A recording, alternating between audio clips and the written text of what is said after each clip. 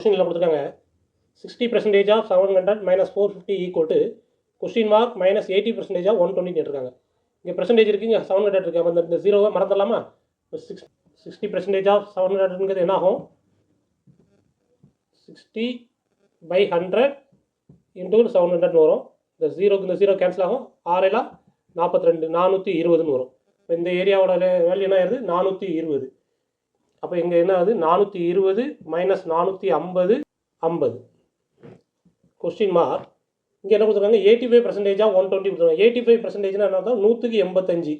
இப்போ 120 போது 85 விட கூட தான் இருக்க போகுது. இங்கே ஏற்கனவே மைனஸ் 30 இருக்குது. இதை கழிச்சிட்டிங்கன்னா என்ன வரும்? மைனஸ் 30.